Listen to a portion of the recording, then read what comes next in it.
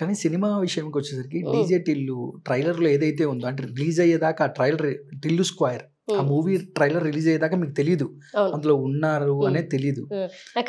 ఆ team phone చేశారు, రేపు మార్నింగ్ ట్రైలర్ వేస్తున్నారు.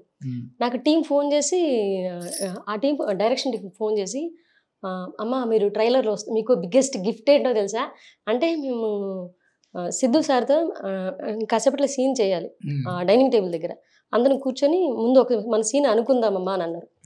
అంటే ఒకసారి అనుకుంటాం అనమాట, అట్లా రిహార్సల్ లాగా. ఓకే సార్ అంటే మీరు ఎక్కడి నుంచి ఆయన చాలా జెన్యున్గా ఉంటారు, అందరినీ పలకరించారు ఆ టీంలో. నన్ను పలకరించినప్పుడు నేను చెప్పాను అనమాట, సార్ ఇట్లా సార్ నేను కూడా టీవీ ఆర్టిస్ట్ అండి, బుల్లితెరలో ఇలా కామెడీ షోలు ఇవంతా చేశాను, నా హస్బెండ్ నేను ఇద్దరం ఇండస్ట్రీలో ఉన్నాము, ఇప్పుడు ఫస్ట్ సినిమా సార్ మీతోనే స్టార్ట్ అయ్యాను, భామాకలాపం చేశాను కానీ అంత పెద్ద బ్రేక్ రాలేదంటే మనం ఇచ్చేద్దాం గట్టిగా అని అన్నారు. అట్లనే ఇచ్చారు ఆయన, అంటే గాడ్స్ గిఫ్ట్ అనుకోవాలి. ఆయన కామెడీగా అన్నా సరే నవ్వుతామాట, నిజంగా అది నిలబెట్టుకున్నారనమాట.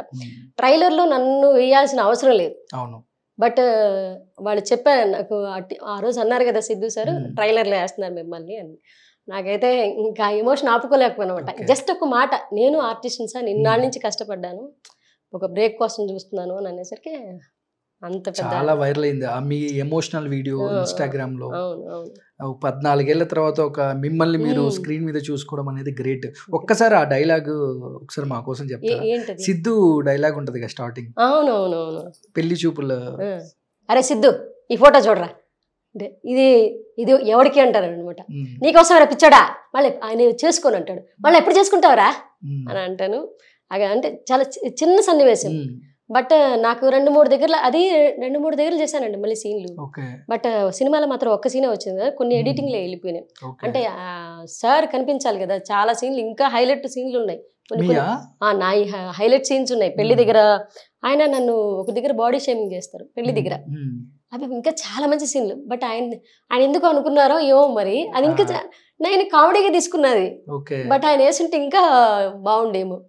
అంటే ఒక దగ్గర బాడీ షేమింగ్ చేస్తారనమాట, బట్ అది చాలా హెల్తీగా ఉంది, బాడీ షేమింగ్ కూడా హెల్తీగా చేస్తారు, అయినా కానీ ఆయన వేయలేదు అది వేసుంటే ఆ సీన్ కూడా వచ్చుంటే ఇంకా చాలా బాగుండేది. కానీ మొత్తానికి అయితే ట్రైలర్లో కనిపించాను, ఆ ఫొటోస్ అవి చూపిస్తాను.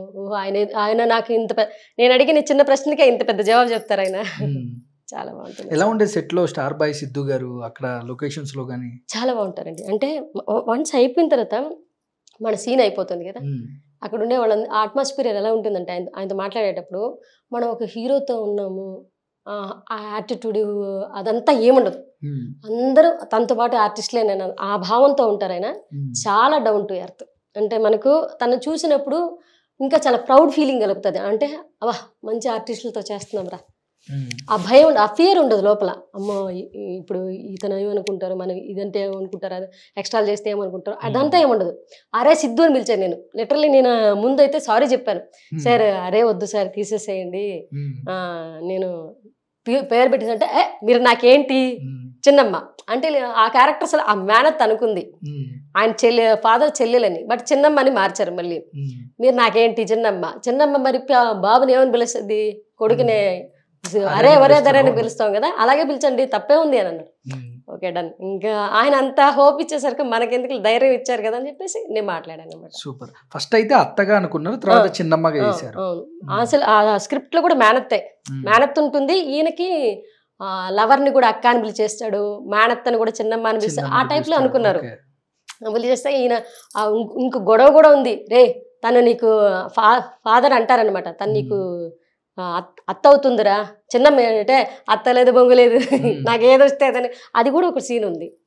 ఆ సీన్లన్నీ కట్ అయినాయి, లేదు ఉంటే ఇంకా చాలా బాగుంది. కానీ బిగ్గెస్ట్ బ్లాక్ బస్టర్ అయింది సిద్ధు గారి డైరెక్షన్ లో, ఆయన హీరోగా రైటర్ కూడా ఆయనగా.